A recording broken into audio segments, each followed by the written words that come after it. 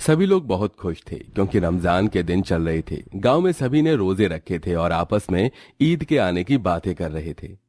ईद आने में बस कुछ ही दिन बाकी है। अरे हाँ, हमारे घर पर भी तो बहुत कुछ बनेगा। इस ईद पर तुम मेरे घर पर जरूर आना, फिर मैं तुम्हारे घर आऊंगी सभी को ईद की मुबारकबाद देने। तुम दोनों मेरे घर भी आना। तुम जैसे गरीबों के घर में हम जैसे अमीर नहीं जाते। रुखसार ऐसा कहकर अपनी अमीर सहेली शकीना के साथ वहां से चली जाती है। चलो बच्चों, घर के अंदर चलो। रात को घर से बाहर निकलना ठीक नहीं है। अब्बू, थोड़ा खेलने दो। तुम दोनों अब अपने कमरे में खेल लेना।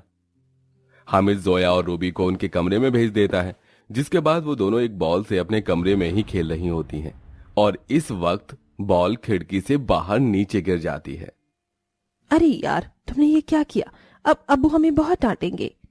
या अल्लाह, मुझे तो जरा भी नहीं पता था कि ऐसा हो जाएगा। अब हम लोग क्या करें? हमारी बॉल बाहर पड़ी है। चलो बॉल लेकर आते हैं।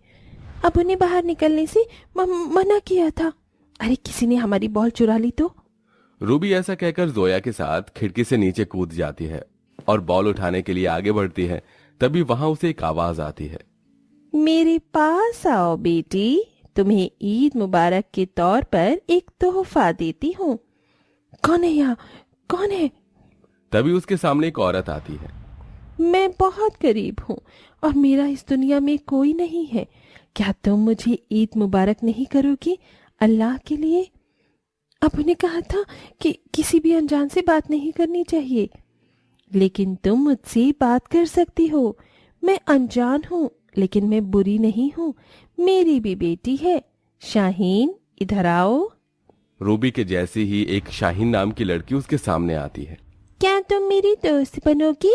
क्या मैं भी तुम्हारी तरह इस बॉल के साथ खेल सकती हूँ? रूबी उन्हें देखकर उनके ऊपर विश्वास करने लगती है। जैसे मेरे लिए मेरी बेटी शाहीन है, वैसे ही तुम भी हो। आओ, गले लगो और ईद मुबारक दो। नज़मा के इतना कहने पर रूबी उसे गले से लगाने के लिए आगे बढ़ती है। तभी पीछे से जोया उसे रोकने की कोशिश करती है। रुक जाओ, मत जाओ रूबी, अब उन्हें देख लिया तो बहुत मारेंगे। जोया के कहने पर भी रूबी उसकी बात नहीं सुन पाती क्योंकि वो फातिमा की तरफ ही आकर्षित होने लगती है, जिसके बाद शाहीन जोया के पास जाती है और उसे गले से लगा लेती है। छोड़ो, छोड़ो मुझे। तुम्हें ईद मुबारक हो। देखते ही देखते शाहीन एक बहुत भयानक चुड़ैल में बदल जाती है। तो उधर रूबी भी नज़मा के पास पहुंच जाती है और उसे गले से लगा लेती है। ईद मुबारक हो। ईद मुबारक लेते ही अचानक से नज़मा एक बहुत ही भयानक चुड़ैल का रूप बदल लेती है और रूबी को पकड़ लेती है।